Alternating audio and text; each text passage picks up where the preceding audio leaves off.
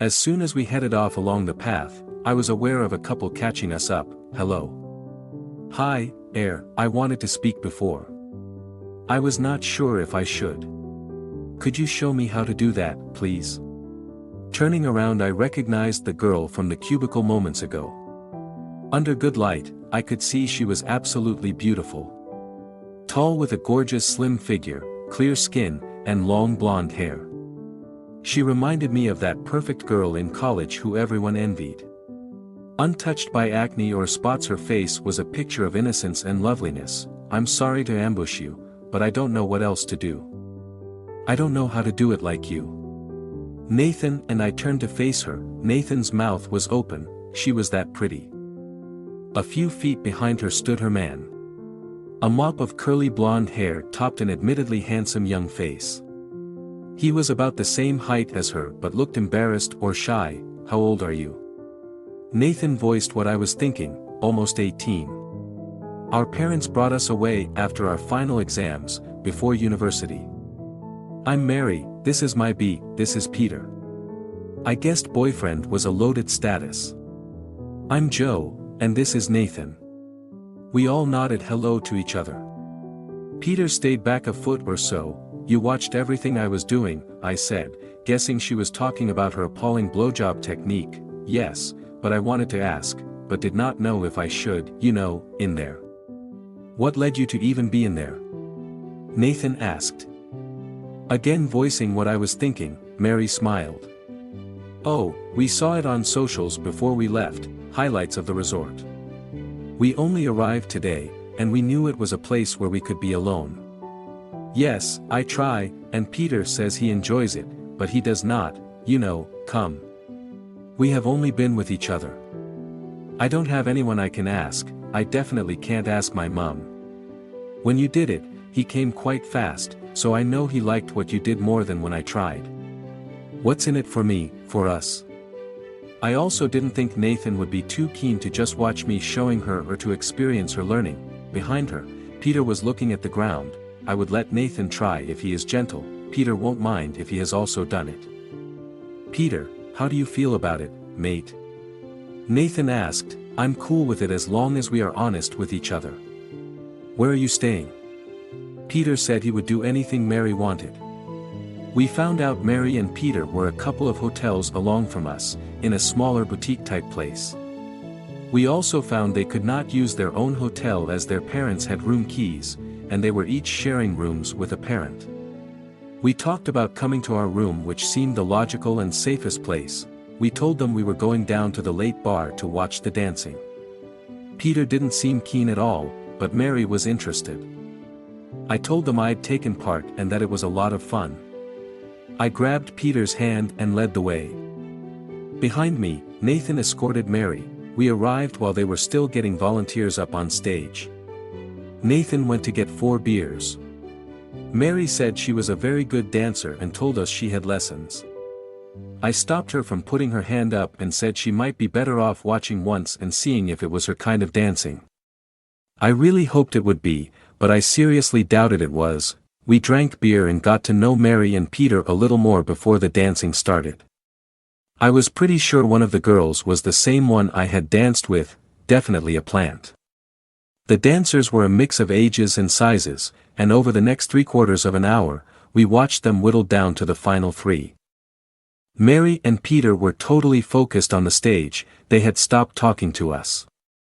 They became more drawn in as the dancing became raunchier. We were at the back of the crowd, and no one paid us any attention. I wanted to touch Mary too, but she was on the other side of him. I wished I had stood between them. We talked over breakfast and agreed we would see Mary and Peter.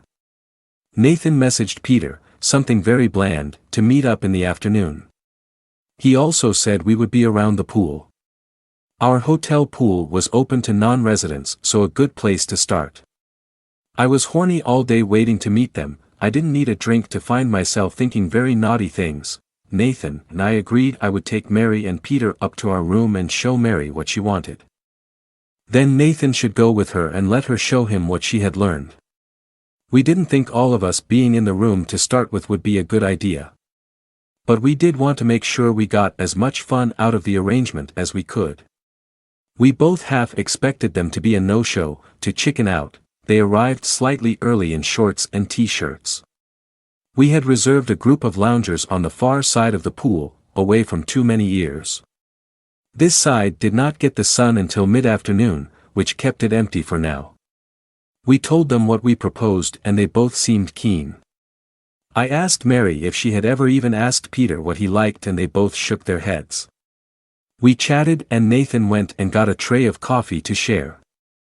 Half an hour later, I led Mary and Peter through the lobby of the hotel and into the lifts. I opened the door to our room and was glad to see the maid had already been. I found out that Peter had never gone down on her, and that they had only recently started doing anything together.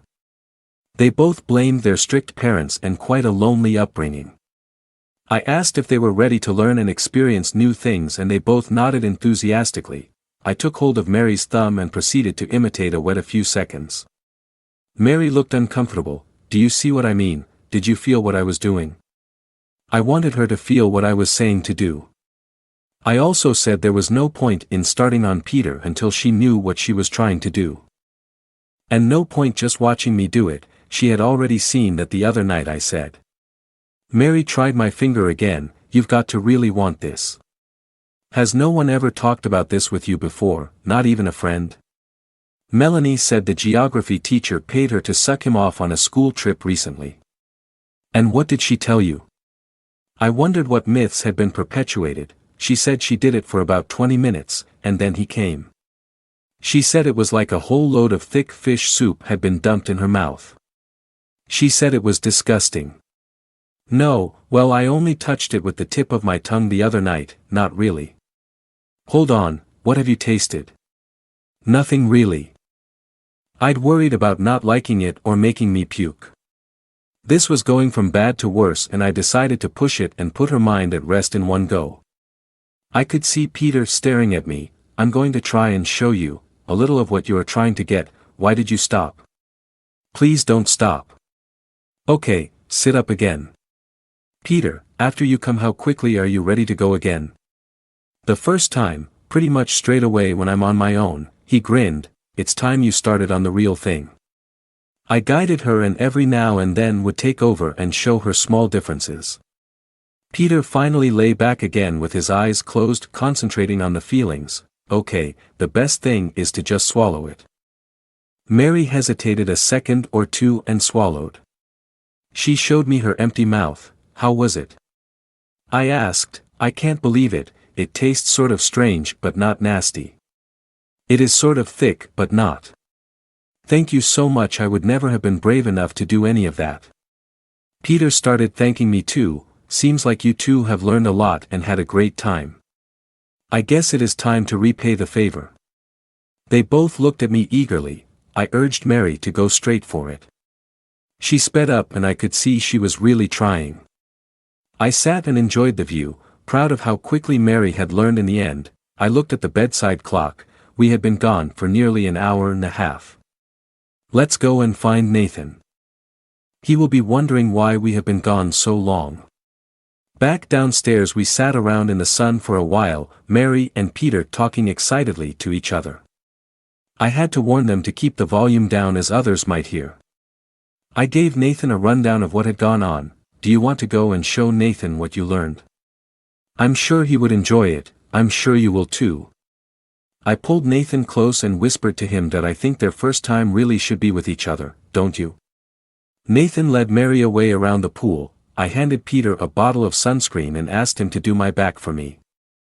I lay on my front and felt his nervous hands spread sunscreen on my back. I urged him to make sure my sides were done too. I also asked him to do my legs. I don't want to get burnt. I could feel myself getting turned on and knew other eyes would be watching this young lad. Eyes that would know he was not my husband. I offered to apply sunscreen for Peter and he seemed to reluctantly agree. 20 minutes later Nathan and Mary reappeared. Nathan gave me a thumbs up as he approached. Mary was smiling widely. You taught her well, really well. Nathan settled onto a sunbed. He tastes different than Peter, sort of stronger, but I liked it. Mary was excited like a kid at Christmas. Nathan, you should sunscreen Mary before she burns. Now the sun has come around. I held the bottle out toward him. No, I'm okay. I did not bring my swimming costume, just my t-shirt and shorts. We should get back to our hotel soon. Our parents will wonder if we missed dinner. Mary was all smiles as she spoke. Peter sat up and pulled on his shirt, and both thanked us. They got ready to leave. I hope we can see you later on. We have enjoyed today a lot. Something Nathan had never managed.